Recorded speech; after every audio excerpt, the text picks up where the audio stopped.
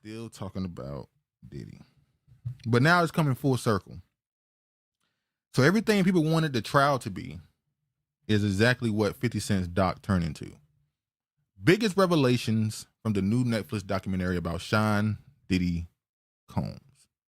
Now, I don't know if y'all watched it or not. Some of y'all might be burned out on it and don't give a damn about Diddy at this point. But what everybody was wanted the trial to be, where all these supposed deaths would be tagged to Diddy, and all the underground stuff and the secret cultic or ritualistic things he was doing will be exposed, and all the, esoteric things he's into or whatever, sex magic, the sacrifices he might have committed. Everything he possibly did to claw his way to where he is would be exposed during that trial, and we got nothing. We got a bunch of male prostitutes that pretty much weren't even used in the trial, and then two women who were a part of those escapades who would turn into victims by the government in order to try and take them down, and it didn't work. Well, in this right here, it's an episodic documentary where they go into every allegation you can think of tied to Diddy. They pretty much put anybody in front of the camera who has any relations or ties to him to throw something on him. Murders, anything you could think of, they put in this doc. And some of them are starting to get to the point where it's becoming a show at this point. I think some people might say it always was, but regardless of what you think about who he is, the stuff around him now is starting to become more blurry. So you see here, Sean Combs, The Reckoning, chronicles his rise to become one of the most influential and powerful men in hip-hop, and his downfall to convicted offender. Rapper Curtis 50 Cent Jackson 4-part documentary on embattled hip-hop mogul Sean Diddy Combs was released Tuesday on Netflix. And 50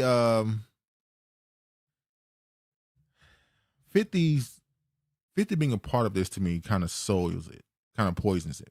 Because the purpose of him being involved with this is because this is a man who had your baby mama as a in-house concubine. So it's kind of hard to take you actually caring about what Diddy was doing versus you trying to get back at him for, whatever.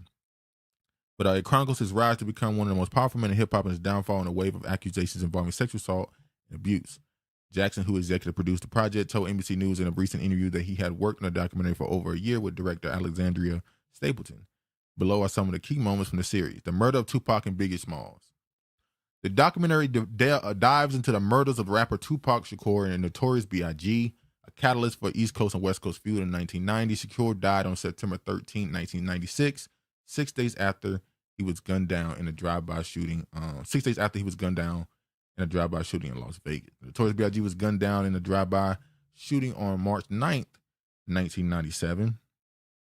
After leaving the Soul Train Awards after the party in Los Angeles with Combs. Combs discovered the rapper had signed with the label Bad Boy Entertainment. He discovered him and he signed with him, obviously. But here's what I'm gonna say right here. I saw in the doc they're saying that there was a hit out on Tupac's death by Diddy.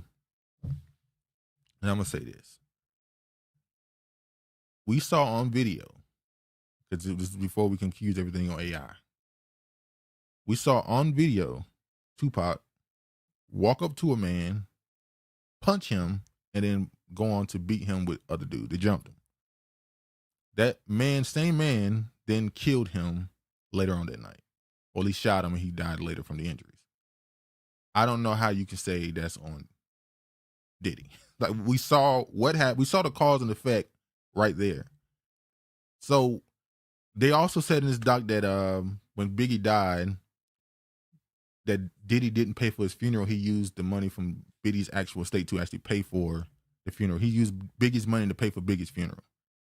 Now, they came out and denied it, obviously, because that would be kind of crazy. But pretty much this whole doc is just levying all the allegations you've heard across the internet, all the rumors and, the whispers. They pretty much got on here and just said everything. Singer Ariel Day reveals Sean Combs may have assaulted her. Ariel Day, a member of the former girl group Danny Kane, revealed the documentary that she may have been sexually assaulted by Combs.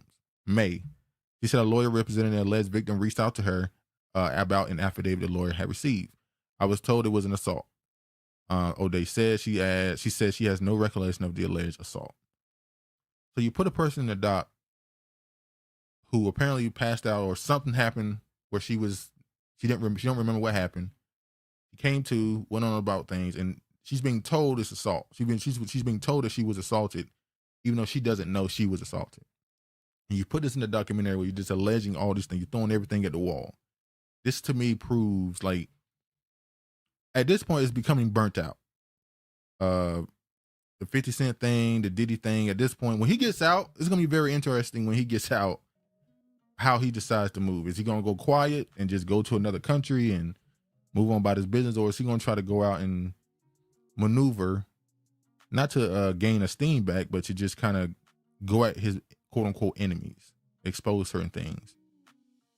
Because apparently some of the behind the scenes videos placed in this documentary were from a behind the scenes doc that Diddy was doing himself, but he didn't pay the people that he was hired to record this stuff. So they went to 50 and gave it to him, and then 50 sold it to Netflix. And yeah, I don't at this point I'm burnt out on it. I'm probably not gonna talk about this ever again, or not ever, but it's be less likely I speak about Diddy for a little while at this point, because it's just becoming nonsense. I'm not saying Diddy ain't a terrible person. He didn't do things. Obviously, he's a person who reached worth hundreds of millions of dollars, possibly a billionaire. Of course, he did things to alienate people, destroy people. He's one of those. Most people up there are evil, but the stuff they're throwing on him now, it just comes off as like a movie.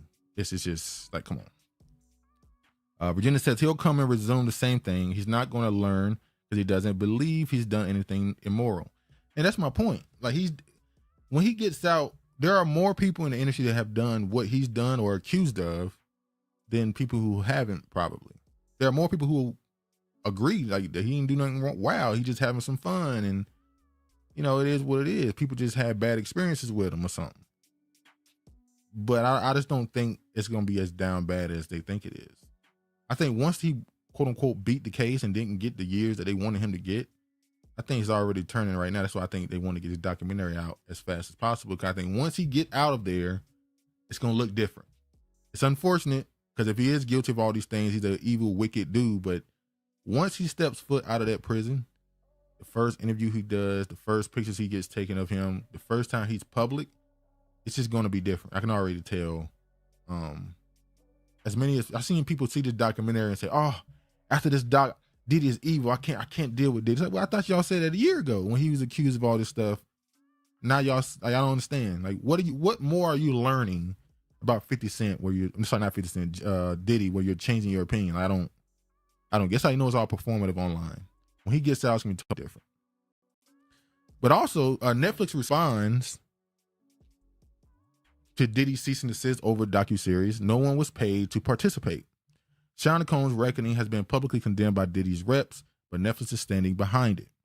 Netflix is standing behind this Diddy documentary, pushing back against claims made in a cease and desist letter from the Bad Boy Records founder legal team. In the letter, dated December 1st and initially shared by Deadline, reps for Diddy and his affiliates criticized the 4-part docuseries as a hit piece, specifically zeroing in on the involvement of 50 Cent, the executive producer of the project. Ted Sarandos, Netflix co-CEO, got a mention too, with Diddy's team alleging that he had unsuccessfully pitched a documentary about the mogul in 2023. Thus, the choice of 50 Cent to produce the program as Netflix's vindictive response, that rejection, an attempt by Netflix and Mr. Serranos to ensure one-sided character assassination rather than a balanced and accurate portrayal. The letter went to allege that the documentary interviews were paid, as well as to reiterate claims that some of the footage included in the production, namely videos showing Diddy in the days leading up to his arrest, was illicitly obtained. Netflix reps have now disputed all of this.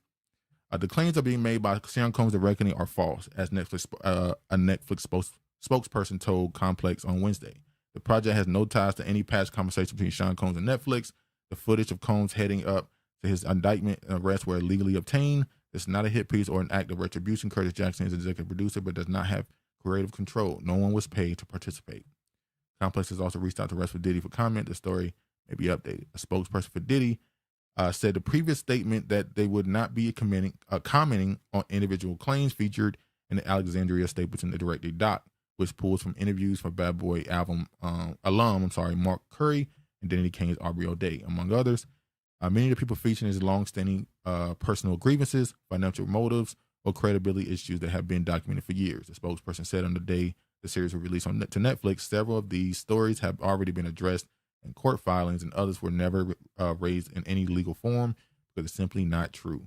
The project is built around one-sided narrative led by a publicly admitted adversary, and it repeats allegations without context, evidence, or verification. Unfortunately, I kind of agree with what the lawyers are saying.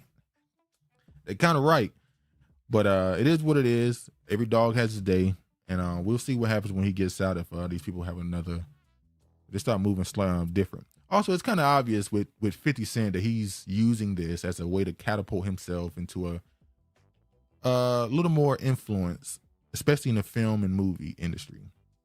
We know he built the studio down south. You got the TV shows he's doing, even though some people may say they're not the best shows, especially when they get past like season 2. Most of these shows don't really have long-standing support.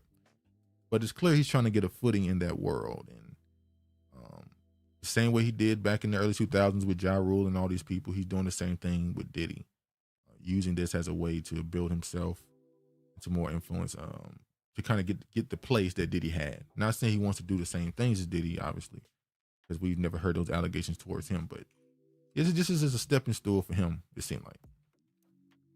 Craig says, Diddy is freak in the story. That should have been the end of the story, but it's turned into this thing where people acting like it's the only person that ever did it. First off, he's not even the first person in the last decade that got arrested for this. Like, we just had Weinstein, you had Cosby, you have all these moguls, these big time studio execs and CEOs and stuff that's been hit with this stuff. And I get it. In hip hop, this is the first hip hop hit that this is taking. Well, that's not true. You could say it happened to what's the dude name from the Run DMC's? You got his name, the dude who ran off to another country. Good Lord, I forget his name. Hold on.